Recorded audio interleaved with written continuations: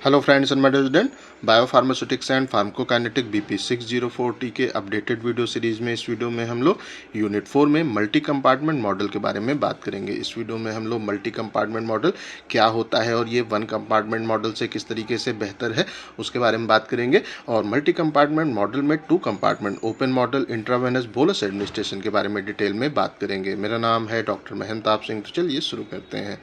तो अगर हम लोग मल्टी कंपार्टमेंट मॉडल को देखें तो इसके पहले के वीडियो में हम लोगों ने वन कंपार्टमेंट मॉडल के बारे में बात किया था। वहाँ पे हम ये अज्यूम करते हैं कि हमारी बॉडी एक सिंगल यूनिट में है, जो ड्रग की काइनेटिक है वो through out the body homogeneous है और ड्रग के लिए बॉडी में कोई भी बैरियर नहीं है। तो उस कंडीशन में हमारी जो वहाँ पे ड्रग है उसको हम लोग वन कंपार्टमेंट जो ओपन मॉडल है उसके थ्रू उसकी काइनेटिक को प्रॉपरली डिस्क्राइब कर रहे थे। लेकिन अगर हम लोग रियलिटी में बात करें तो हमारी जो बॉडी है उसमें जो अलग अलग ऑर्गन्स हैं उनमें ब्लड का जो फ्लो रेट है वो अलग अलग होता है और हमारे ड्रग की अफिनिटी हमारे बॉडी के अलग अलग ऑर्गन से हमें अलग अलग देखने को मिलती है। इसके लिए अगर हमें अपने ड्रग की जो फार्माकोकाइनेटिक है उसको प्रॉपरली जो है कैलकुलेट करना है, डिस्क्राइब करना है, तो उसके लिए हम लोगों को बॉडी को मल्टी कंपार्टमेंट में सिंपली डिवाइड करना होता है। और जब हम लोग उसको मल्टी कंपार्टमेंट में डिवाइड करते हैं हमारे ड्रग की अफिनिटी के अनुसार, ब्लड के फ्लो रेट के अनुसार, तो उसी को हम लोग मल्टी कंपार्टमेंट मॉडल के नाम से सिंपली इंडिकेट करते हैं। और इसको हम लोग डिले डिस्ट्रीब्यूशन मॉडल के नाम से भी सिंपली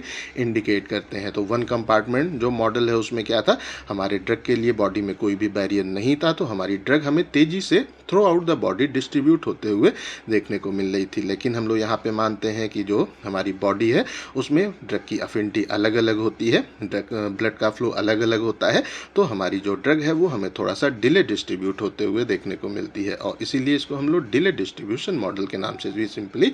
इंडिकेट करते हैं। अब अगर हम लोग यहाँ पे देखें तो जो हमारा वन कंपार्टमेंट मॉडल था उसको प्रॉपरली डिस्क्राइब करने के लिए हम लोग एक मोनो एक्सपोनेंशियल टर्म जो कि एलिमिनेशन का था उसको हम लोग बेसिकली यूज़ कर रहे थे। लाइक अगर हम लोग जो वन कंपार्टमेंट मॉडल है उसकी इक्वेशन को देखें तो यहाँ पे जो हमारा था dx अपॉन जो dt है वो बेसिकली माइनस के ई एक्स के इक्वल था। यहाँ पे जो हमारा रेट ऑफ एब्जॉर्प्शन है वो बेसिकली हम लोग हटा देते हैं। ऐसा क्यों? ऐसा इसलिए क्योंकि आईवी बोलस के थ्रू जब हम लोग ड्रग को एडमिनिस्टर करते हैं तो ड्रग हमारे सीधे ब्लड में इंट्रोड्यूस कर देते हैं, तो एब्जॉर्प्शन का जो हमारा रेट है वो हट जाता है। केवल जो एलिमिनेशन का रेट है वो यहाँ पे हम लोग सिंपली जो है एक्सप्लेन करते हैं। और अगर हम लोग इसका इंटीग्रेशन उस प्लेस पे जब कर रहे थे और एक्सपोनेंशियल के फॉर्म में कन्वर्ट कर रहे थे तो केवल हमें यहाँ पे जो हमारा एलिमिनेशन है उसका ही एक्सपोनेंशियल यहाँ पे मिल रहा था और उसके थ्रू ही हम लोग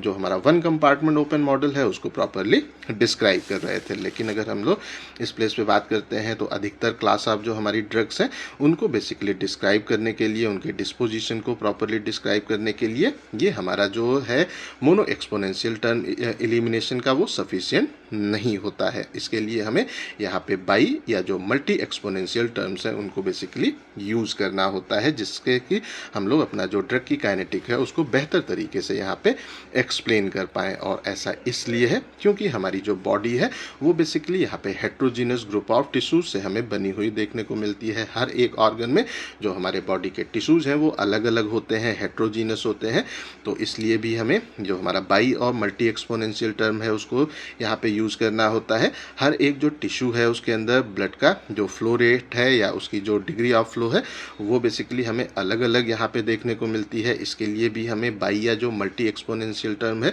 उसको यहाँ पे यूज़ करना होता है। ड्रग की अफिनिटी भी हमारे बॉडी के अलग अलग टिश्यूज़ में हमें अलग अलग देखने को मिलती है और रेट ऑफ इक्विलिब्रिएशन भी हमें बॉडी में डिफरेंट रूप से अलग अलग ऑर्गन्स में देखने को मिलता है। इसीलिए यहाँ पे हमें अगर अपने ड्रग की फार्माकोकाइनेटिक पैरामीटर्स को प्रॉपरली एस्टिमेट करना है तो हमें फिर बाई और मल्टी एक्सपोनेंशियल टर्म को यहाँ पे यूज़ करना होता है। और अगर हम लोग जो इसके जो बेसिस है उस पर बात करें तो बेसिकली हमारे लिए आइडियली या जो ट्रू फार्माकोकाइनेटिक मॉडल है वो होगा जिसमें हम लोग हमारे जितने भी टिश्यूज़ हैं जो कि ड्रग के साथ में इक्विलिब्रेशन में आते हैं, जहाँ पे ड्रग का डिस्ट्रीब्यूशन होता है, उन सब के रेट कांस्टेंट को अगर हम लोग अपने मल्टी कंपार्टमेंट जो हमारा मॉडल है या फार्माकोकाइनेटिक मॉडल है उसमें इंक्लूड करेंगे, तभी हमारा जो फार्माकोकाइनेटिक मॉडल है वो ट्रू फार्माकोकाइनेटिक मॉडल सिंपली यहाँ पे कहलाएगा। तो अगर हमें अपनी ड्रग के फार्माकोकाइनेटिक को बॉडी में प्रॉपरली एक्सप्लेन करना है तो फिर हमारी बॉडी के हर एक जो टिश्यू है जिसके अंदर ड्रग का मूवमेंट हो रहा है उसके रेट कांस्टेंट को हमें प्रॉपरली यहाँ पे इंक्लूड करने की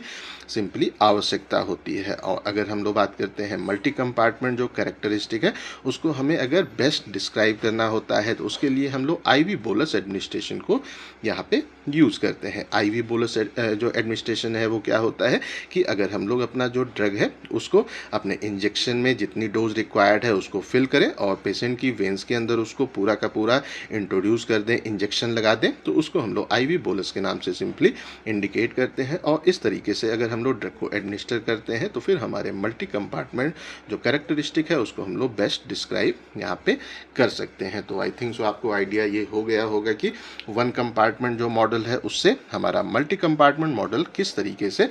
यहाँ पे बेहतर है। अब आइए हम लोग जो हमारा मल्टी कंपार्टमेंट मॉडल है उसका जो सबसे हमारा सिंपलेस्ट और सबसे ज़्यादा यूज़ होने वाला मॉडल है जो कि टू कंपार्टमेंट मॉडल कहलाता है उसके बारे में बात कर लेते हैं। तो अगर हम लोग सिंपली देखें तो जो हमारा मल्टी कंपार्टमेंट मॉडल है उसमें जो टू कंपार्टमेंट मॉडल है वो मोस्ट सिंपलेस्ट और सबसे ज़्यादा कॉमनली यूज होने वाला हमारा मॉडल है। और इसमें हम लोग क्या करते हैं कि जो हमारे बॉडी के अलग अलग टिश्यूज़ हैं उनको बेसिकली हम लोग दो कैटेगरी में यहाँ पे क्लासीफाई करते हैं। इसको हम लोग दो कैटेगरी में क्लासीफाई करते हैं, इसीलिए ये हमारा टू कंपार्टमेंट जो मॉडल है वो कहलाता है। इसमें जो हमारा पहला कंपार्टमेंट है उसको हम लोग सेंट्रल कंपार्टमेंट के नाम से इंडिकेट करते हैं या इसको हम लोग कंपार्टमेंट 1 के नाम से इंडिकेट करते हैं। अब इसमें कौन कौन से टिश्यूज़ को हम लोग इंक्लूड करते हैं तो बेसिकली हमारे वो टिश्यूज़ जो कि हाईली परफ्यूज्ड होते हैं, जिनमें ब्लड का फ्लो हमें काफ़ी तेज़ देखने को मिलता है, ड्रग हमें ज़्यादा से ज़्यादा उसके अंदर इंटर होते हुए वो देखने को मिलती है, उनको हम लोग यहाँ पे जो सेंट्रल कंपार्टमेंट है उसमें इंक्लूड करते हैं। लाइक हमारा ब्लड हो गया, लीवर हो गया, लंग्स हो गया और किडनीज हो गई, और भी हमारे वो ऑर्गन जिनमें जो कि हाईली परफ्यूज्ड है उनको हम लोग कंपार्टमेंट 1 या सेंट्रल कंपार्टमेंट के नाम से यहाँ पे इंडिकेट करते हैं। और हमारे ड्रग का जो इलिमिनेशन है वो भी हमें अधिकतर इसी कंपार्टमेंट से होते हुए देखने को मिलता है। उसके बाद में जो दूसरा कंपार्टमेंट है वो कौन सा है, उसको हम लोग पेरिफेरल कंपार्टमेंट के नाम से इंडिकेट करते हैं, या टू कंपार्टमेंट जो है उसके नाम से इंडिकेट करते हैं, या कंपार्टमेंट 2 के नाम से सिंपली इसको इंडिकेट करते हैं। और इनमें हम लोग उन टिश्यू को इंक्लूड करते हैं जो कि पुअरली परफ्यूज्ड होते हैं, जिनमें इक्विलिब्रेशन स्लो होता है और हमारी जो ड्रग का मूवमेंट है जिसमें हमें कम देखने को मिलता है, उसको हम लोग पेरिफेरल या टिश्यू कंपार्टमेंट या सिंपली कंपार्टमेंट 2 के नाम से यहाँ पे इंडिकेट करते हैं। और इसमें हमारी जो मसल्स हैं, स्किन हो गया, एडिपोज टिश्यूज हो गए, और भी हमारे वो टिश्यूज जिनमें ब्लड का फ्लो कम होता है, ड्रग कम पहुँचती है, उसको हम लोग सिंपली इस कंपार्टमेंट में यहाँ पे इंक्लूड करते हैं। तो इस तरीके से हमारा जो टू कंपार्टमेंट ओपन मॉडल है उसमें दो कंपार्टमेंट है, एक सेंट्रल कंपार्टमेंट या कंपार्टमेंट 1 और दूसरा हमारा पेरिफेरल कंपार्टमेंट या इसको हम लोग कंपार्टमेंट 2 के नाम से इंडिकेट करते हैं। अब अगर हम लोग यहाँ पे बात करें तो हमारा जो एलिमिनेशन की प्रोसेस है वो बेसिकली किस कंपार्टमेंट से हो रही है उसके बेसिस पे हम लोग टू कंपार्टमेंट जो मॉडल है उसको 3 टाइप्स में यहाँ पे डिवाइड करते हैं, 3 कैटेगरीज है उसमें डिवाइड करते हैं। इसमें जो सबसे पहला है वो हमारा क्या है, two compartment model with elimination from the central compartment. तो अगर हमारा जो यहाँ पे होता है टू कंपार्टमेंट, अगर उसमें जो एलिमिनेशन है वो हमें जो सेंट्रल कंपार्टमेंट है उससे होते हुए देखने को मिल रहा है। अगर हम लोग ये देखें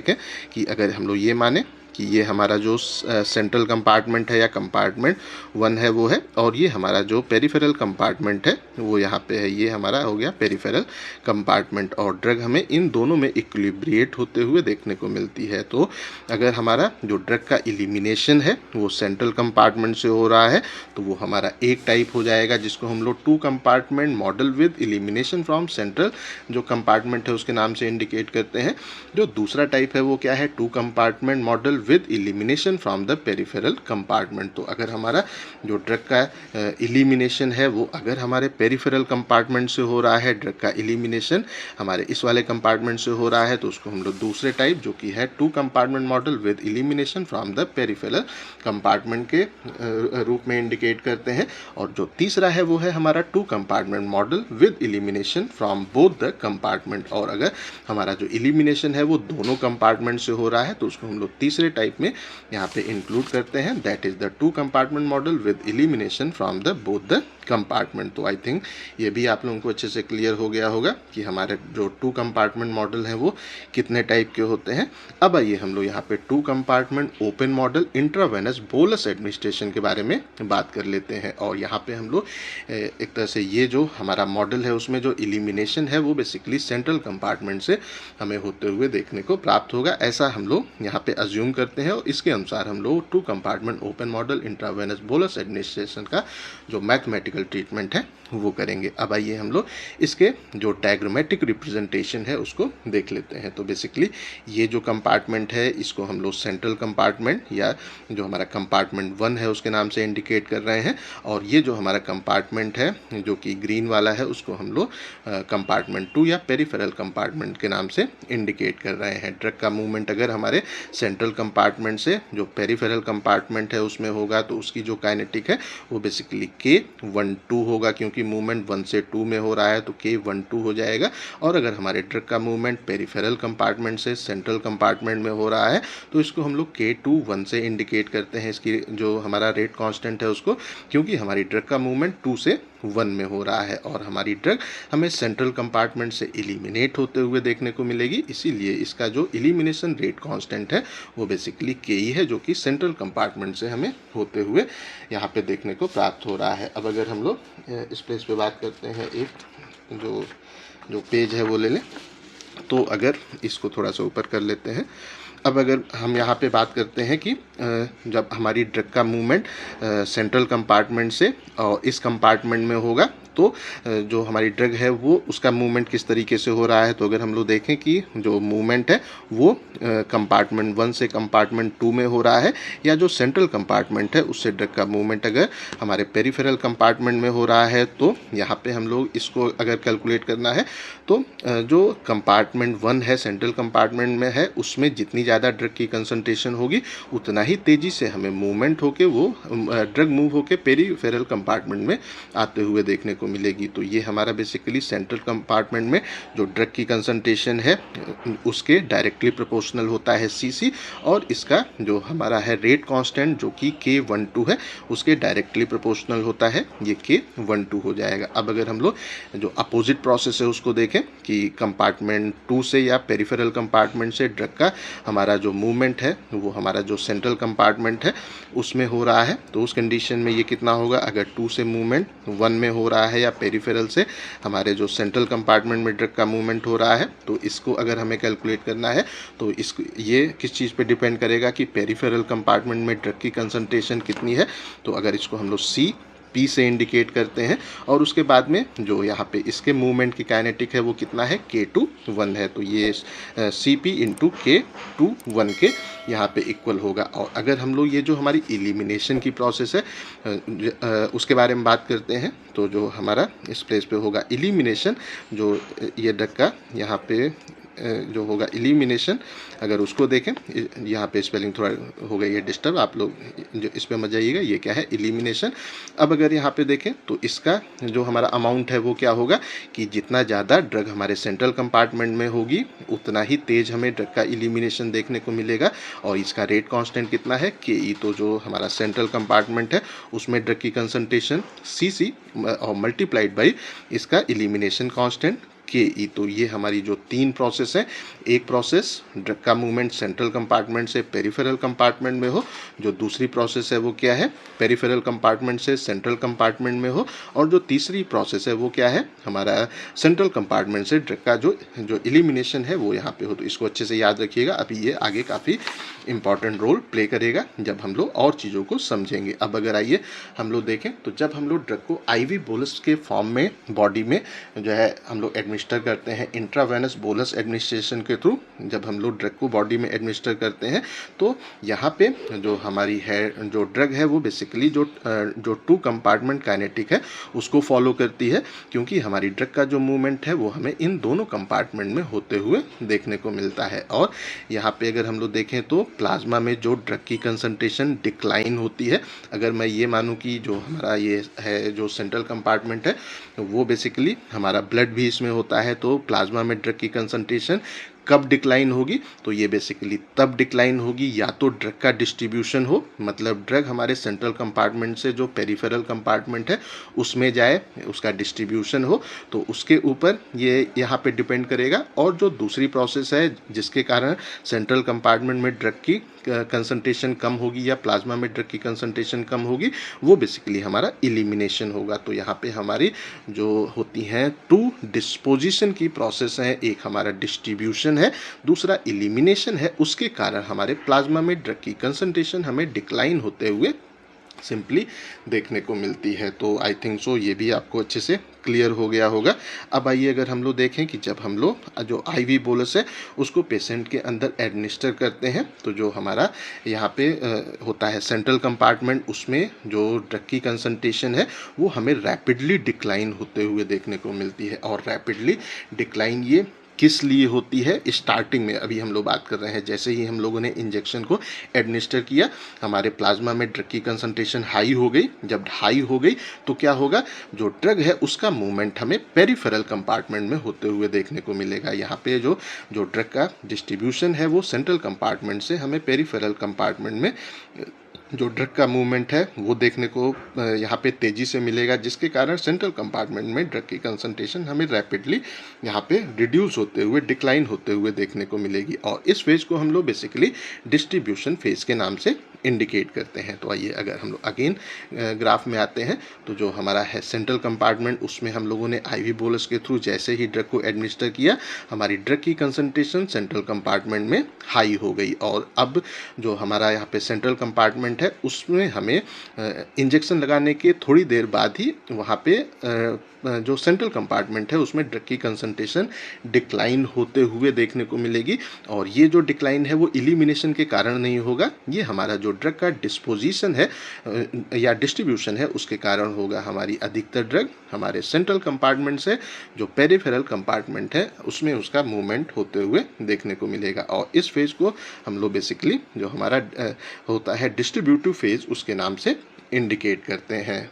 तो आइए इसको हम लोग ग्राफ में एक बार अच्छे से समझ लेते हैं। तो ये जो ग्राफ है वो बेसिकली लॉग सी, जो सी है वो क्या है, प्लाज्मा में ड्रग की कंसंट्रेशन, या सिंपली कहें तो सेंट्रल कंपार्टमेंट में जो ड्रग की कंसंट्रेशन है वो सी है। और इसका जब लॉग लेते हैं तो ये लॉग सी हो जाएगा। और यहाँ पे जो एक्स एक्सिस है वहाँ पे हम लोगों ने टाइम को ले रखा है। तो जैसे ही हम लोग जो सेंट्रल कंपार्टमेंट है, ये हमारा जो है लाइन, वो जो सेंट्रल कंपार्टमेंट में ड्रग की कंसंट्रेशन है वो जो रेड लाइन है वो उससे हम लोगों ने रिप्रेजेंट किया है। और जो ग्रीन लाइन है वो बेसिकली पेरिफेरल कंपार्टमेंट में ड्रग की कंसंट्रेशन है। तो जब हम लोग जो हमारा ड्रग है उसको अपने सेंट्रल कंपार्टमेंट में जो एडमिनिस्टर करते हैं तो हमें इनिशियल जो पॉइंट है वहाँ पे सेंट्रल कंपार्टमेंट में ड्रग की कंसंट्रेशन सबसे ज़्यादा देखने को मिलती है और पेरिफेरल कंपार्टमेंट में ड्रग की कंसंट्रेशन ऑलमोस्ट 0 होती है। और यहाँ पे हमें जो सेंट्रल कंपार्टमेंट है उसमें जो ड्रग की कंसंट्रेशन है उसमें तेज़ी से डिक्लाइन देखने को मिलता है। और ये डिक्लाइन इलिमिनेशन के कारण नहीं होता है, हमारी ड्रग का जो डिस्ट्रीब्यूशन है वो हमें तेज़ी से पेरिफेरल कंपार्टमेंट में होते हुए देखने को मिलता है। और हमारा जो पेरिफेरल कंपार्टमेंट है उसमें ड्रग की कंसंट्रेशन हमें तेज़ी से बढ़ते हुए यहाँ पे देखने को मिलती है। उसके बाद में अगर हम लोग बात करते हैं तो आफ्टर सम टाइम एक हमें वहाँ पे जो स्यूडो डिस्ट्रीब्यूशन इक्विलिब्रियम है वो अचीव होते हुए, दोनों कंपार्टमेंट के बीच में एक स्यूडो डिस्ट्रीब्यूशन इक्विलिब्रियम अचीव होते हुए यहाँ पे देखने को प्राप्त होती है। अब यहाँ पे क्या होगा कि जो हमारी ये जो डायग्राम है उसमें देख लेते हैं, ये वाला डायग्राम, तो इसमें आपको थोड़ा सा ज़्यादा अच्छे से समझ में आएगा। तो अब क्या हो गया, जो हमारा है सेंट्रल कंपार्टमेंट उसमें ड्रग की कंसंट्रेशन जो काफ़ी ज़्यादा थी, ड्रग का मूवमेंट सेंट्रल से पेरिफेरल में हुआ, मूवमेंट इस साइड ही हमें तेज होते हुए देखने को मिलेगा। और एक टाइम ऐसा आएगा जब सेंट्रल कंपार्टमेंट में और पेरिफेरल कंपार्टमेंट में ड्रग की कंसंट्रेशन इक्वल हो जाएगी। और फिर वहाँ पे हमें जो K12 है और K21 है वो बेसिकली एक स्यूडो इक्विलिब्रियम में आते हुए यहाँ पे देखने को प्राप्त होंगे। और इसको हम लोग यहाँ पे बोलते हैं स्यूडो इक्विलिब्रियम। तो ये हमारी अप्रॉक्सीमेटली यहाँ की फेज जो है उसमें हमारी जो ड्रग है उसका हमें जो स्यूडो इक्विलिब्रियम है वो आते हुए यहाँ पे देखने को मिलेगा। और ग्राफ में अगर हम लोग देखें तो यहाँ पे क्या है, इनिशियल रैपिड डिक्लाइन जो है वो हमारा जो डिस्ट्रीब्यूशन फेज है उसके कारण होता है। अब इस प्लेस पे अगर हम लोग फिर से आ जाते हैं, अब यहाँ पे क्या होगा आगे, अब क्या है कि जो हमारा है सेंट्रल कंपार्टमेंट उसमें जो ड्रग का लॉस है इसके बाद में, वो बेसिकली हमें अधिकतर इलिमिनेशन के कारण देखने को मिलेगा। अब हमारे दोनों कंपार्टमेंट में ड्रग की कंसंट्रेशन इक्वल हो गई है, एक हमें जो स्यूडो इक्विलिब्रियम है वो अचीव होते हुए देखने को मिल गया है। अब जो ड्रग का इलिमिनेशन है वो वहाँ पे हमारे सेंट्रल कंपार्टमेंट में ड्रग की कंसंट्रेशन को कम करने के लिए रिस्पॉन्सिबल होगा। और ये जो हमारा यहाँ पे है, जो ये हमारी है सेकेंड स्लो रेट प्रोसेस है, इसको हम लोग बेसिकली पोस्ट डिस्ट्रीब्यूटिव जो फेज़ है उसके नाम से इंडिकेट करते हैं, या सिंपली इलिमिनेशन फेज़ के नाम से इसको हम लोग इंडिकेट करते हैं। अब यहाँ पे ग्राफ में देखें तो अब यहाँ पे जो हमारा धीरे धीरे सेंट्रल कंपार्टमेंट में ड्रग की कंसंट्रेशन कम हो रही है, वो बेसिकली हमारे स्लो पे टर्मिनल डिक्लाइन है जो हमें देखने को मिल रहा है, वो इलिमिनेशन फेज़ के कारण हमें होते हुए देखने को मिल रहा है। तो अगेन अगर इस डायग्राम में देखें तो जब सेंट्रल कंपार्टमेंट और पेरिफेरल कंपार्टमेंट में ड्रग की कंसंट्रेशन इक्वल हो जाती है, एक इन दोनों कंपार्टमेंट के बीच में स्यूडो इक्विलिब्रियम इस्टेब्लिश हो जाता है। अब क्या होगा, हमारी ड्रग की जो कंसंट्रेशन है वो धीरे धीरे जो हमारा सेंट्रल कंपार्टमेंट है उससे ड्रग इलिमिनेट होगी, तो सेंट्रल कंपार्टमेंट में ड्रग की कंसंट्रेशन कम होती जाएगी और हमारा ड्रग पेरिफेरल कंपार्टमेंट से सेंट्रल कंपार्टमेंट में हमें मूव होते हुए देखने को मिलेगा। और ये जो फेज़ है जिसमें ड्रग का इलिमिनेशन हमें सेंट्रल कंपार्टमेंट से होते हुए देखने को मिलता है, इसी को हम लोग यहाँ पे इलिमिनेशन फेज़ के नाम से इंडिकेट करते हैं। अब आइए इसके हम लोग जो हमारे मैथमेटिकल ट्रीटमेंट है उसको स्टार्ट करते हैं। तो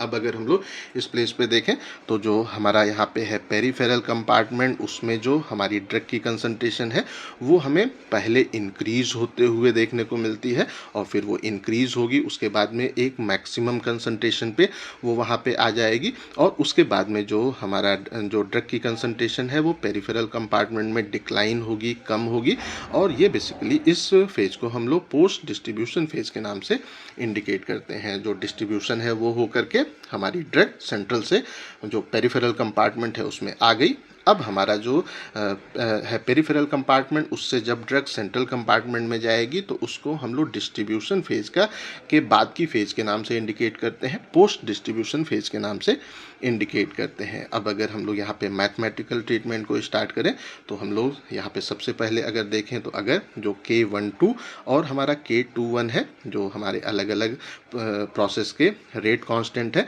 वो basically first order distribution rate constant अगर यहाँ पे हैं हम लोग मानते हैं, और उसके बाद में जो सेंट्रल कंपार्टमेंट है उसमें ड्रग की कंसंट्रेशन में जो चेंज हो रहा है उसका जो रेट है वो क्या होगा, dCc/dt। यहाँ पे Cc क्या है, the concentration of drug in central compartment, और T यहाँ पे हमारा सिंपली टाइम को रिप्रेजेंट कर रहा है। तो आइए अब हम लोग थोड़ा सा यहाँ पे आप लोग ध्यान से जो मैं कह रहा हूँ उसको सुनिएगा और समझने की कोशिश करिएगा। तो अब अगर हम लोग देखें कि जो सेंट्रल कंपार्टमेंट है उसमें जो ड्रग है वो अगर हमें उसका उसमें चेंज होते हुए देखने को मिल रहा है तो वो किन किन प्रोसेस के कारण होगा। तो यहाँ पे अगर इसकी जो सेंट्रल कंपार्टमेंट है उसमें ड्रग की कंसंट्रेशन कम होगी तो वो किसके कारण होगी, वो इसके कारण होगी कि अगर हमारी ड्रग सेंट्रल कंपार्टमेंट से मूव होके पेरिफेरल कंपार्टमेंट में जाएगी तो हमारी ड्रग की कंसंट्रेशन यहाँ पे सेंट्रल कंपार्टमेंट में कम होगी। तो इस प्लेस पे यहाँ पे जो हम लोगों ने पहले बात किया था ये इस पेज पे अगर देखें तो कंपार्टमेंट 1 से 2 में जब मूवमेंट होता है तो इसका कितना अमाउंट है, Cc/K12, और इसके कारण क्या होगा, हमारा जो सेंट्रल कंपार्टमेंट है उसमें ड्रग की कंसंट्रेशन कम होगी तो ये माइनस हो जाएगा। तो यहाँ पे अगर इक्वेशन में देखें, जो इक्वेशन कहा गई इक्वेशन हमारी ये है, तो इसमें अगर हम लोग देखें तो K12 और Cc हमारा माइनस में है। अब आइए हम लोग जो दूसरी प्रोसेस है उसको देखें। अब हमारी जो है दूसरी प्रोसेस वो क्या है, यहाँ पे जो हमारा पेरिफेरल कंपार्टमेंट है उससे ड्रग का मूवमेंट जब सेंट्रल कंपार्टमेंट में होगा तो ये जो मूवमेंट है इसके कारण क्या होगा, सेंट्रल कंपार्टमेंट में ड्रग की कंसंट्रेशन हमें बढ़ते हुए देखने को मिलेगी। तो यहाँ पे इसका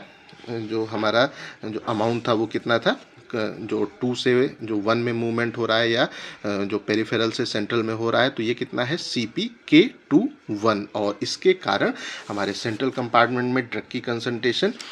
इंक्रीज होगी। इसके कारण इसको हम लोग यहाँ पे प्लस में इंडिकेट करेंगे, ये क्या हो जाएगा, K21 Cp, और हमारी जो तीसरी प्रोसेस है वो क्या है, जो तीसरी प्रोसेस है वो है इलिमिनेशन की। और इलिमिनेशन की जब प्रोसेस होगी तो हमारी ड्रग की कंसंट्रेशन सेंट्रल कंपार्टमेंट में कम होगी, तो इसका भी अमाउंट यहाँ इसमें से माइनस होगा। और अगर हम लोग इसमें देखें तो जो हमारा इलिमिनेशन है वो क्या है, ये CC अपॉन के, जो ये है हमारा CC इंटू KE है। तो ये बेसिकली हमारे इक्वेशन में से माइनस हो जाएगा। तो यहाँ पे जो KECC है वो इसमें से इसके भी आगे माइनस का साइन होगा। तो यहाँ पे 3 प्रोसेस हैं जो कि हमारे सेंट्रल कंपार्टमेंट में जो ड्रग की कंसंट्रेशन है उसका चेंज के लिए रिस्पॉन्सिबल है। जो पहली प्रोसेस है जिसके कारण सेंट्रल कंपार्टमेंट में ड्रग की कंसंट्रेशन बढ़ेगी वो क्या है,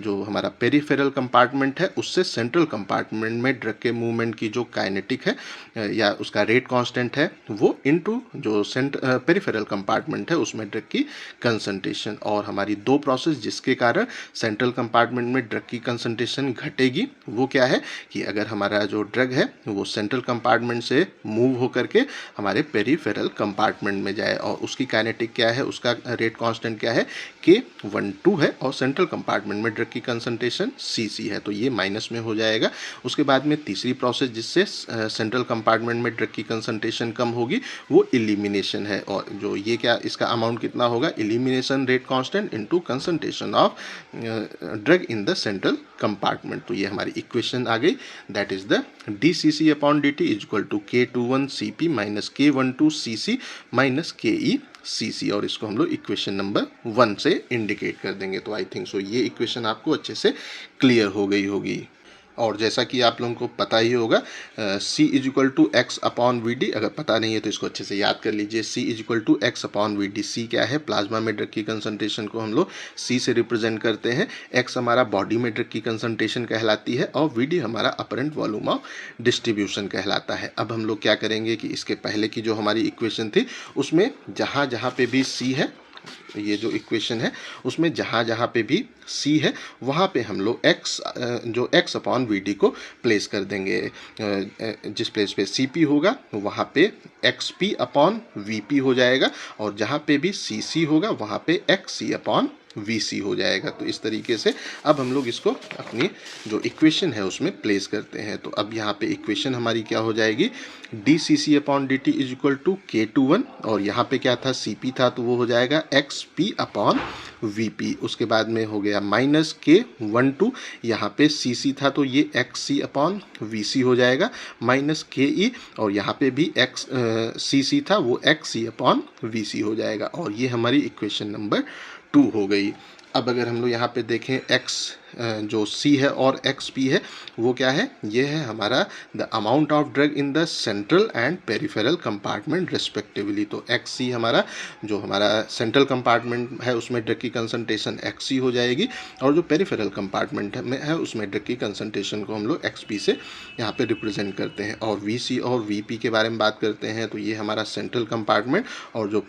हमारा पेरिफेरल कंपार्टमेंट है उसमें अपरेंट वॉल्यूम ऑफ डिस्ट्रीब्यूशन को हम लोग यहाँ पे VC और VP से इंडिकेट कर रहे हैं। जो VC है वो apparent volume of distribution in central compartment है और VP हमारा apparent volume of distribution in peripheral compartment है। तो ये इक्वेशन तो आप लोगों को अच्छे से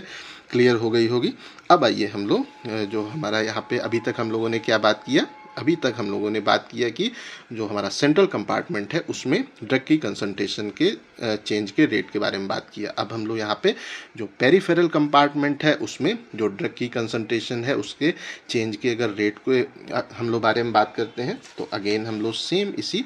जो डायग्राम है उसमें आ जाते हैं। अब अगर हम लोग देखें कि जो हमारा है पेरिफेरल कंपार्टमेंट उसमें ड्रग की कंसंट्रेशन में चेंज को अगर हम लोग देखें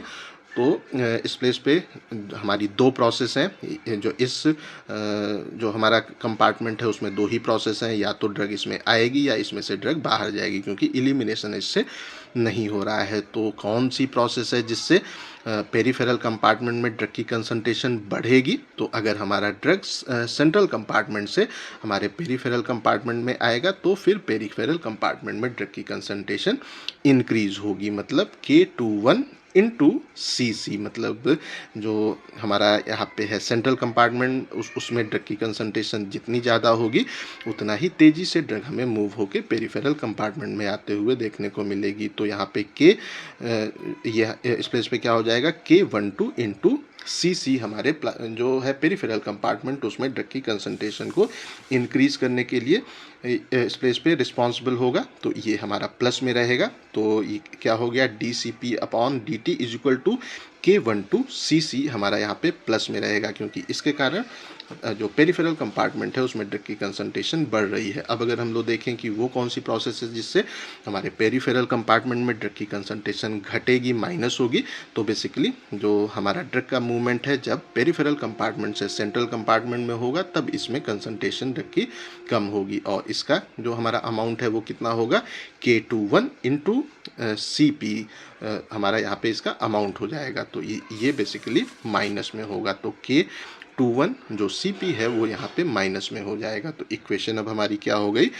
DCP upon DT is equal to K12 CC minus K21 CP, और इसको हम लोग इक्वेशन नंबर 3 से रिप्रेजेंट कर देंगे। और अगेन अगर हम लोग यहाँ पे देखें तो ये हमें पता है C is equal to x upon जो VD है उसको हम लोग यहाँ पे अप्लाई कर देंगे। जहाँ जहाँ पे भी C है वहाँ पे हम लोग x अपॉन VD को प्लेस कर देंगे। तो यहाँ पे क्या है, K12 तो K12 हो गया, और यहाँ पे CC है तो XC अपॉन VC हो जाएगा, और यहाँ पे ये क्या है, K21 है और CP है तो यहाँ पे XP अपॉन VP हो जाएगा। और ये हमारी इक्वेशन नंबर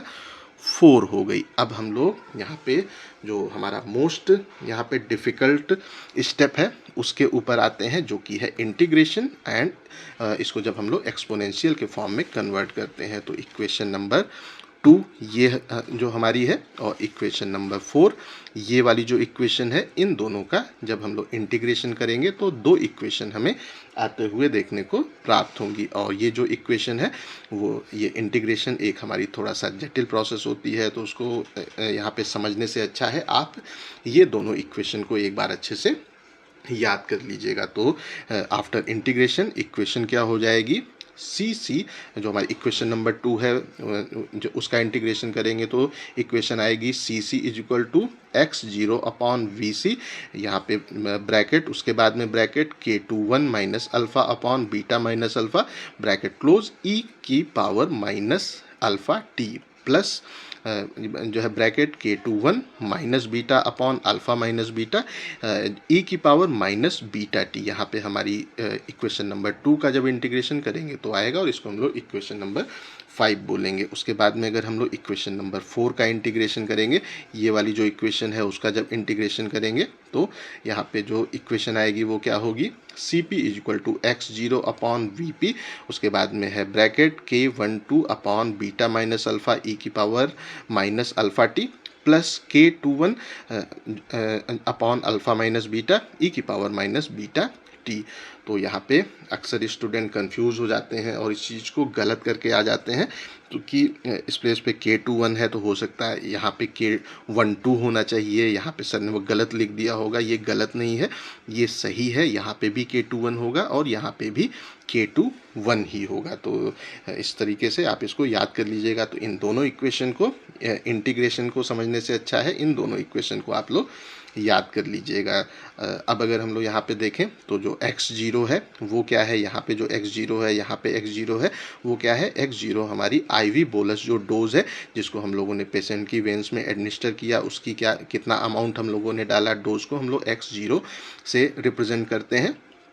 और अगर अल्फ़ा और बीटा के बारे में बात करते हैं तो ये बेसिकली हमारे हाइब्रिड फर्स्ट ऑर्डर कांस्टेंट है। और अगर अल्फ़ा को देखें तो ये हमारा जो रैपिड जो डिस्ट्रीब्यूशन की फेज़ है उसका हाइब्रिड फर्स्ट ऑर्डर कांस्टेंट कहलाता है। और अगर बीटा के बारे में बात करते हैं तो ये बेसिकली हमारा जो स्लो यहाँ पे एलिमिनेशन का फेज़ होता है उसका हाइब्रिड फर्स्ट ऑर्डर कांस्टेंट यहाँ पे बीटा कहलाता है। तो इसको भी अच्छे से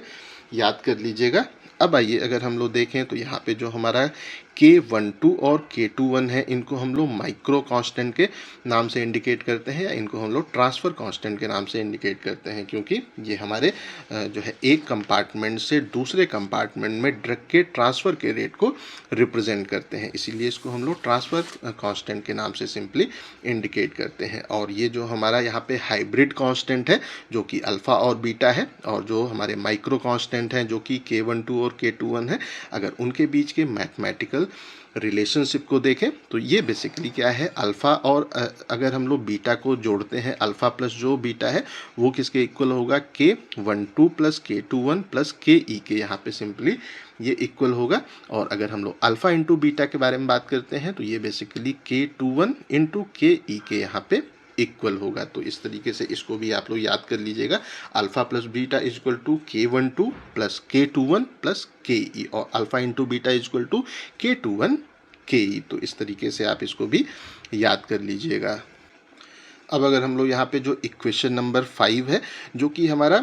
स्पेस पे जो सेंट्रल कंपार्टमेंट है उससे ड्रग के मूवमेंट को रिप्रेजेंट कर रही है, अगर उसको सिंप्लीफाइड फॉर्म में हम लोग यहाँ पे लिखते हैं, हमारी इक्वेशन नंबर 5 कौन थी, ये वाली इक्वेशन थी, जो कि जो सेंट्रल कंपार्टमेंट है उसमें ड्रग की जो कंसंट्रेशन है उसको रिप्रेजेंट कर रहा है।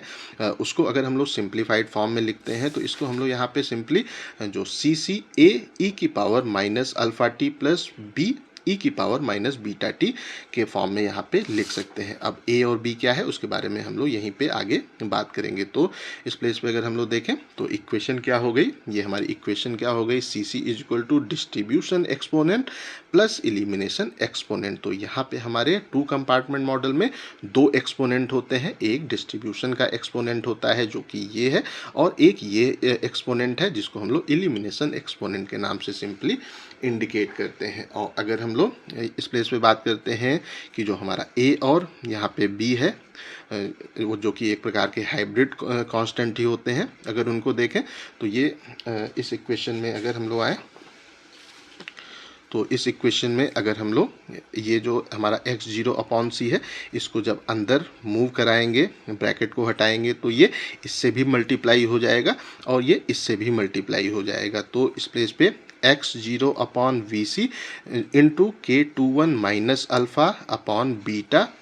माइनस अल्फ़ा को हम लोग इतने को ए मान ले रहे हैं, और उसके बाद में x जो 0 upon V C into K21 minus beta upon alpha minus beta को हम लोग b मान ले रहे हैं। तो इस तरीके से हमारी जो इक्वेशन क्या हो जाएगी, सी सी इज इक्वल टू इतने को a मान लिया तो a e की power minus alpha T plus, और उसके बाद में ये प्लस ये इंटू ये, इसको हम लोगों ने b मान लिया, तो फिर क्या हो जाएगा b ई की पावर माइनस बीटा टी, और ये हमारी यहाँ पे इक्वेशन आ गई। तो ए हमारा इस प्लेस पे किसके इक्वल होगा, ए इक्वल होगा x0 upon V C in bracket K21 minus alpha upon beta minus alpha, और अगर बी को देखें तो ये क्या होगा, x0 जो हमारा यहाँ पे वी सी है, ये सी ही है, आप लोग कन्फ्यूज़ मत होइएगा, यहाँ पे P नहीं है, ये C ही है। तो ये क्या हो जाएगा, x0 upon V C K21 minus beta upon alpha minus जो हमारा बीटा है ये हमारे B के इक्वल हो जाएगा। और इस प्लेस पे अगर हम लोग देखें तो x0 अपॉन जो VC है उसको हम लोग जो C है उससे यहाँ पे रिप्रेजेंट कर सकते हैं C0 से, और यहाँ पे जो x0 अपॉन C है यहाँ पे भी हम लोग इसको C0 से रिप्रेजेंट कर सकते हैं। और ये इस प्लेस पे हम लोगों ने क्या बात किया था, यहाँ पे ही हम लोगों ने ये देखा था कि C is equal to x upon V D. तो अगर x0 अपॉन जो हमारा VC है अगर उसको लें तो इसको हम लोग C0 से यहाँ पे रिप्रेजेंट कर सकते हैं, और यहाँ पे भी x0 अपॉन जो हमारा VC है वो है, उसको भी हम लोग C0 से सिंपली रिप्रेजेंट कर सकते हैं। तो इक्वेशन अब हमारी इस प्लेस पे हम लोग कह सकते हैं कि A is equal to C0 K21 minus alpha upon beta minus alpha, B is equal to C0 K21 minus beta upon alpha minus beta, यहाँ पे सिंपली हो जाएगा। और C0 यहाँ पे क्या है, ये क्या है, plasma drug concentration immediately after IV injection. तो IV इंजेक्शन जैसे ही हम लोग देते हैं प्लाज्मा में जो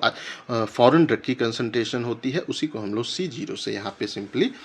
रिप्रेजेंट करते हैं। तो इस तरीके से हम लोग ये जो हमारा है जो कि है बाई एक्सपोनेंशियल फॉर्म, उसमें इक्वेशन को इस्टेब्लिश कर सकते हैं। और यहाँ पे जब हम लोग दोनों एक्सपोनेंट को प्रॉपरली एक्सप्लेन करते हैं तो हमारा जो टू कंपार्टमेंट मॉडल है वो हमारे ड्रग की काइनेटिक को बेहतर तरीके से यहाँ पे डिस्क्राइब करता है। अब हम लोग यहाँ पे जो मोड ऑफ हमारा रेजिडुअल है उसके बारे में बात कर लेते हैं। अगर हम लोग मेथड ऑफ रेजिडुअल के बारे में बात करते हैं तो बेसिकली इसके पहले जो हम लोगों ने बाई एक्सपोनेंशियल इक्वेशन को डिराइव किया जो कि थी C C is equal to A E की power minus alpha T plus B E की पावर माइनस बीटा टी। अगर इसमें देखें तो यहाँ पे हमारे दो एक्सपोनेंशियल हैं, एक हमारा ये वाला एक्सपोनेंशियल है जो कि डिस्ट्रीब्यूशन का एक्सपोनेंशियल कहलाता है और ये एक एक्सपोनेंशियल है जो कि इलिमिनेशन का एक्सपोनेंशियल कहलाता है। और जब हम लोग अपनी ड्रग को आईवी जो बोलस है उसके फॉर्म में कंपार्टमेंट में एडमिनिस्टर करते हैं तो फिर वहाँ पे हमें बाई एक्सपोनेंशियल डिस्पोजिशन कर्व यहाँ पे सिंपली ऑब्टेन होता है और उसमें से हमारे इंडिविजुअल जो एक्सपोनेंट है हमारा जो अल्फ़ा है और बीटा है उनको कैलकुलेट करने के लिए, उनको प्रॉपरली रिजॉल्व करने के लिए हम लोग मेथड ऑफ जो रेजिडुअल है उसको यहाँ पे यूज़ करते हैं। तो आइए हम लोग ग्राफ को देख लेते हैं कि जो हमारा बाई एक्सपोनेंशियल जो डिस्पोजिशन कर्व है वो आखिर क्या होता है। तो ये वाला जो हमारा कर्व है इसमें वाई एक्सिस पे हमारा लॉग सी है और एक्स एक्सिस पे हम लोगों ने टाइम को ले रखा है और ये जो हमारा रेड ग्राफ है वो बेसिकली बाई एक्सपोनेंशियल जो कर्व है वो यहाँ पे होता है। तो इसको हम लोग यूज़ करते हैं और हमारे जो अलग अलग इंडिविजुअल एक्सपोनेंट हैं उनको यहाँ पे कैलकुलेट करते हैं। तो आइए देख लेते हैं कि आखिर किस तरीके से हम लोग इसको कैलकुलेट करते हैं। तो सबसे पहले अगर हम लोग देखें तो जो हमारा बाई एक्सपोनेंशियल कर्व है उसमें जो इनिशियल डिक्लाइन होता है जो कि डिस्ट्रीब्यूशन के कारण होता है और जो उसके बाद का हमारा है टर्मिनल डिक्लाइन जो कि इलिमिनेशन के कारण होता है, उनमें से जो हमारा डिस्ट्रीब्यूशन के कारण डिक्लाइन है स्टार्टिंग का वो हमें काफ़ी रैपिडली तेज़ी से होते हुए यहाँ पे देखने को मिलता है। तो अगेन अगर हम लोग ये जो ग्राफ है उसमें आए तो यहाँ पे ये जो स्टार्टिंग का डिक्लाइन होता है हमारे सेंट्रल कंपार्टमेंट में ड्रग की कंसंट्रेशन जो स्टार्टिंग में तेज़ी से डिक्लाइन होती है वो बेसिकली डिस्ट्रीब्यूशन के कारण हमें होते हुए देखने को मिलती है। ये वाला ग्राफ जो हम लोगों ने थोड़ी देर पहले देखा था इसमें क्या है कि जो सेंट्रल कंपार्टमेंट है उसका ग्राफ ये है और पेरिफेरल कंपार्टमेंट का ग्राफ ये है। तो इसमें जो स्टार्टिंग में तेज़ी से ड्रग की कंसंट्रेशन सेंट्रल कंपार्टमेंट में कम हो रही थी और हमें उसी टाइम पे जो पेरिफेरल कंपार्टमेंट है उसमें ड्रग की कंसंट्रेशन तेज़ी से बढ़ते हुए देखने को मिल रही थी। तो इसमें क्या हुआ कि हमारे सेंट्रल कंपार्टमेंट से ड्रग का मूवमेंट होकर पेरिफेरल कंपार्टमेंट में आया और ये प्रोसेस डिस्ट्रीब्यूशन की प्रोसेस कहलाती है। तो स्टार्टिंग में जो यहाँ पे तेज़ी से जो सेंट्रल कंपार्टमेंट है उसमें ड्रग की कंसंट्रेशन जब कम होती है तो वो बेसिकली हमारा जो है जो डिस्ट्रीब्यूशन का फेज है उसके कारण होते हुए देखने को मिलती है। अब आइए अगर हम लोग देखें तो यहाँ पे जो हमारे रेट कांस्टेंट है जो कि अल्फ़ा और बीटा है। अल्फ़ा क्या है? अल्फ़ा हमारा हाइब्रिड जो रेट कांस्टेंट है डिस्ट्रीब्यूशन का वो कहलाता है, बीटा हमारा हाइब्रिड जो रेट कांस्टेंट है इलिमिनेशन का वो कहलाता है। और इस कंडीशन में जो हमारा डिस्ट्रीब्यूशन है वो तेज़ी से हो रहा है इसलिए जो हमारा डिस्ट्रीब्यूशन का हाइब्रिड रेट कांस्टेंट है वो हमें जो हमारा इलिमिनेशन का हाइब्रिड रेट कांस्टेंट है उसके कंपैरिजन में काफ़ी ज़्यादा देखने को प्राप्त होता है। और इसका जो रेट कांस्टेंट है जब ये ज़्यादा होता है तो ये जो हमारा यहाँ पे है एक्सपोनेंशियल जो कि डिस्ट्रीब्यूशन का है वो हमें जल्दी से जीरो पे अप्रोच होते हुए देखने को मिलता है एज़ कम्पेयर टू यहाँ पे ये जो हमारा एक्सपोनेंशियल है जो कि इलिमिनेशन का है उसके कंपैरिजन में। तो हम लोग आसानी से अगर यहाँ पे देखें तो ये वाले ग्राफ में यहाँ पे हमारा ये जो डिक्लाइन है वो काफ़ी तेज़ी से हो रहा है तो जो डिस्ट्रीब्यूशन का एक्सपोनेंशियल है वो हमें तेज़ी से जीरो की ओर पहुँचते हुए देखने को मिलेगा, वो इतने टाइम पे ही जीरो पे आ जाएगा। लेकिन अगर हम लोग ये वाला एक्सपोनेंशियल जो कि इलिमिनेशन का है उसको देखें तो वो हमें काफ़ी देरी के बाद जीरो पे अप्रोच होते हुए यहाँ पे देखने को मिलता है। तो अब हमारी ये जो इक्वेशन है वो रिड्यूस हो जाएगी और इस प्लेस पे जो हमारा है डिस्ट्रीब्यूशन का एक्सपोनेंशियल वो जब जीरो पे अप्रोच हो जाएगा तो फिर हमारा ये जो ए ई की पावर माइनस अल्फ़ा टी है वो इक्वेशन में से हट जाएगा क्योंकि ये जीरो हो जाएगा। तो ये जो हमारी इक्वेशन नंबर 7 है वो जब रिड्यूस होगी तो इक्वेशन क्या हो जाएगी, जो सी है उसके ऊपर हम लोग ये जो बैक एरो है वो लगा देंगे तो ये जो रिड्यूस है उसको इंडिकेट कर रहा है। तो जो सी है वो क्या हो जाएगा, बी ई की पावर माइनस बीटा टी के हो जाएगा क्योंकि डिस्ट्रीब्यूशन का एक्सपोनेंशियल जीरो हो जाएगा। अब अगर इस इक्वेशन को हम लोग लॉग के फॉर्म में कन्वर्ट करते हैं तो इक्वेशन क्या हो जाएगी, लॉग सी उसके ऊपर back arrow is equal to log B और उसके बाद में माइनस, अब जो एक्सपोनेंशियल है वो जब लॉग के फॉर्म में कन्वर्ट होता है तो ये जो उसकी है पावर वो ऊपर आ जाती है और इसको हम लोग 1/2.303 से मल्टीप्लाई कर देते हैं। तो ये इसकी पावर कितनी है, माइनस बीटा टी है, तो यहाँ पे माइनस साइन आ जाएगा, ऊपर हमारा बीटा टी हो जाएगा अपॉन 2.303, यहाँ पे हमारी इक्वेशन हो जाएगी। अब अगर हम लोग यहाँ पे जो हमारा है यहाँ पे है जो कि है log c के ऊपर बैक एरो और जो टाइम t है उसके बीच में जब ग्राफ को प्लॉट करते हैं तो हमारा जो यहाँ पे ग्राफ है वो कुछ इस तरीके से हमें बनते हुए देखने को मिलता है। तो जो हमारा यहाँ पे है log c के ऊपर जो बैक एरो की जो वैल्यू है उससे जब हम लोग ग्राफ को प्लॉट करेंगे तो ये हमें ये स्ट्रेट लाइन का ग्राफ यहाँ पे बनते हुए देखने को प्राप्त होगा। और इसका जो हमारा है वाई एक्सिस पे इंटरसेप्ट वो बेसिकली जो log b है वो यहाँ पे होगा। तो ये जब हमारा जो वाई एक्सिस है वहाँ पे ये जहाँ पे कट करेगा वो जो वैल्यू है वो log b कहलाएगी। और इसका जो स्लोप है, अगर हम लोग स्लोप को देखें तो वो क्या होगा, स्लोप हमारा होगा बीटा अपॉन 2.303 होगा और ये माइनस का साइन है तो ये इंडिकेट करेगा कि ये हमें जो ग्राफ है वो नीचे की ओर मूव होते हुए देखने को मिल रहा है। तो ये बेसिकली यहाँ पे ये जो ग्राफ है उसका जो स्लोप है वो कितना होगा, माइनस बीटा अपॉन 2.303 इसका स्लोप होगा। तो ये बेसिकली जब हमें इस ग्राफ को प्लॉट करना होता है तो यहाँ पे से हम लोग जो ग्राफ है उसको जो है पीछे की ओर डॉटेड डॉटेड ड्रॉ करते हैं। इसको अगर हम लोग देखें तो यहाँ पे जो हमारी है जो कंसंट्रेशन है C उसके ऊपर जो बैक एरो है उसको जब हम लोग हमारा जो बैक एक्स्ट्रापोलेटेड प्लाज्मा कंसंट्रेशन जो वैल्यूज़ है उसको जब प्लॉट करते हैं, मतलब उसको पीछे की ओर हम लोग जो हमारा डॉटेड डॉटेड है लाइन है उसके थ्रू जब पीछे की ओर मूव कराते हैं तो यहाँ पे ये जो कट है वो बेसिकली log b को इंडिकेट कर रहा है और इसका ओवरऑल स्लोप जो है वो हमारा यहाँ पे माइनस बीटा 2.303 को सिंपली इंडिकेट कर रहा है। उसी चीज़ को हम लोगों ने यहाँ पे लिखा है। तो इस प्लेस पे जो हमारा यहाँ पे वैल्यू है इसका स्लोप कितना हो जाएगा, स्लोप होगा माइनस बीटा अपॉन 2.303 हो जाएगा और इसका जो हमारा वाई एक्सिस पे इंटरसेप्ट है वो बेसिकली log b हो जाएगा। और यहाँ पे जब हमें इनकी वैल्यू प्रॉपरली पता हो जाएंगी तो हम लोग आसानी से जो बीटा है उसकी वैल्यू को कैलकुलेट कर सकते हैं और हम लोग इस प्लेस पे जो हमारा है log b उसको कैलकुलेट कर सकते हैं। कैसे कैलकुलेट करेंगे, तो अगर उसको देखें तो जब हम लोग इस ग्राफ को पीछे की ओर प्लॉट करेंगे और जहाँ पे ये इसको कट करेगा उसकी जो वैल्यू है उसको जब नोट कर लेंगे तो वो हमारी जो वैल्यू है वो log b की वैल्यू होगी और फिर हम लोग उसमें से आसानी से b को कैलकुलेट कर सकते हैं। और इस ग्राफ का जब हम लोग स्लोप को आइडेंटिफाई कर लेंगे कि कितने एंगल पे इसका स्लोप है और वो एंगल को यहाँ पे पुट कर देंगे तो जो वो एंगल है वो यहाँ पे आ जाएगा और इसको हम लोग इस साइड लेके आएंगे तो वो उससे मल्टीप्लाई हो जाएगा। तो बीटा का जो वैल्यू है वो हम लोग आसानी से यहाँ पे कैलकुलेट कर सकते हैं। तो इस तरीके से हम लोग यहाँ पे जो b की वैल्यू है उसको कैलकुलेट कर सकते हैं और जो हमारा बीटा है उसकी वैल्यू को इससे कैलकुलेट कर सकते हैं। अब आइए हम लोग देख लेते हैं कि जो a की वैल्यू है और अल्फ़ा की वैल्यू है उसको आखिर हम लोग किस तरीके से कैलकुलेट करते हैं। तो अब यहाँ पे अगर हम लोग बात करते हैं तो यहाँ पे क्या है, the subtraction of the extrapolated जो प्लाज्मा कंसंट्रेशन जो वैल्यू है जो कि हमारा एलिमिनेशन के फेज का है उसको जब हम लोग जो ट्रू प्लाज्मा कंसंट्रेशन की वैल्यू है उससे जब उसको हम लोग वहाँ पे सब्सट्रैक्ट करते हैं, घटाते हैं, तो उस कंडीशन में हमें जो वैल्यू प्राप्त होती है उसको हम लोग बोलते हैं रेजिडुअल कंसंट्रेशन वॉल्यूम या इसको हम लोग CR से सिंपली इंडिकेट करते हैं। तो यहाँ पे इक्वेशन क्या हो जाएगी कि जो हमारा CR है इक्वल टू C माइनस यहाँ पे C के ऊपर बैक एरो। तो अब अगर हम लोग यहाँ पे इसको सॉल्व करें, रुकिए एक कोई मैं पेज ले लेता हूँ, प्लेन पेज। अब इसको हम लोग यहाँ पे सॉल्व करने की कोशिश करते हैं। तो इसको थोड़ा सा ऊपर कर लेते हैं। तो यहाँ पे इक्वेशन क्या है, CR is equal to C minus C यहाँ पे बैक एरो। तो जो C बैक एरो है उसकी वैल्यू कितनी है, तो यहाँ पे अगर हम लोग जो हमारा C बैक एरो है उसकी वैल्यू कितना है, ये हमारा है b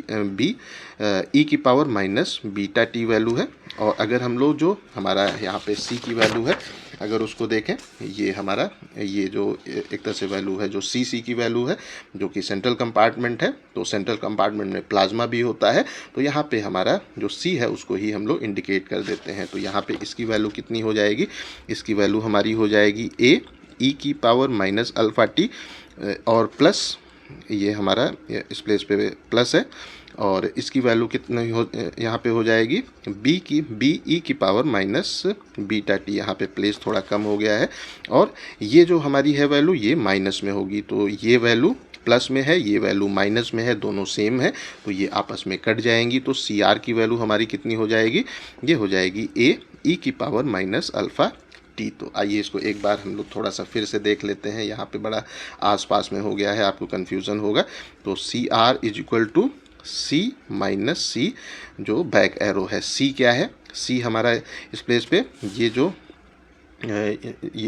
जो इक्वेशन है वो यहाँ पे हम लोग प्लेस कर देंगे। तो ये हो जाएगा हमारा ए ई की power minus alpha T plus B की पावर ई, यहाँ पे बी ई की पावर माइनस बीटा टी, हमारी ये इक्वेशन हो गई। और यहाँ पे जब जो सी की वैल्यू है उसको हम लोग लेंगे, तो जो हम लोगों ने ये जो हमारी है जो कि सी बैक स्पेस की ये हमारी वैल्यू है वो कितनी है, बी ई की पावर माइनस बीटा टी, और ये माइनस में होगा क्योंकि ये हमारा है माइनस में, बी ई की पावर माइनस बीटा टी। तो ये बी ई की power minus beta T plus में है, ये बी ई की power minus beta T minus में है, तो ये दोनों आपस में कट जाएंगे। सी आर की वैल्यू कितनी हो जाएगी, सी आर की वैल्यू हमारी हो जाएगी ए ई की पावर माइनस अल्फ़ा टी। तो इस तरीके से यहाँ पे ये हमारी जो इक्वेशन है वो आ जाएगी। और इक्वेशन क्या आई एक बार फिर से देख लेते हैं, C R is equal to A E की पावर माइनस अल्फ़ा टी, और जब इसका हम लोग लॉग में इसको कन्वर्ट करेंगे तो इक्वेशन क्या हो जाएगी, log C R is equal to log A और again minus alpha T upon 2.303। तो एक्सपोनेंशियल को जब लॉग में कन्वर्ट करते हैं तो जो पावर है वो ऊपर यहाँ आ जाती है और ये 2.303 से डिवाइड हो जाता है, इसको याद रखिएगा। तो इस तरीके से इक्वेशन क्या हो गई, log C R equal to log A minus alpha T upon 2.303। अब अगर हम लोग लॉग सी आर और टी के बीच में ग्राफ को प्लॉट करेंगे तो अगेन हमारा जो ग्राफ है वो कहाँ गया, ये है। अब अगर हम लोग इस प्लेस पे इस ग्राफ को प्लॉट करेंगे, ये ग्राफ हमारा जो कि कहलाता है रेजिडुअल लाइन, जो कि लॉग सी आर की वैल्यू से हम लोग कैलकुलेट करते हैं। ये ग्रीन वाली ये जो लाइन है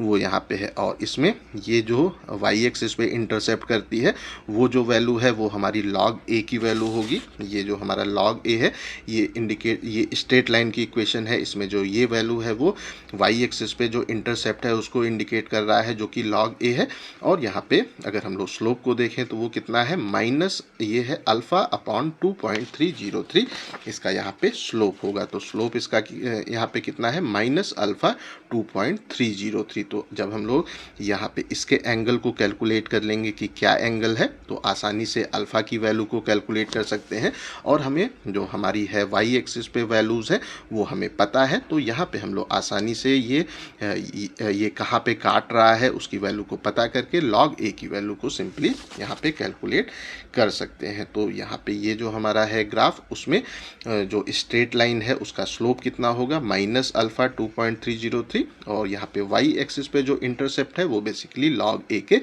इक्वल होगा। तो इस तरीके से हम लोग इस इक्वेशन को यूज़ करके अल्फ़ा की वैल्यू को कैलकुलेट कर सकते हैं और साथ साथ में ए की वैल्यू को भी कैलकुलेट कर सकते हैं।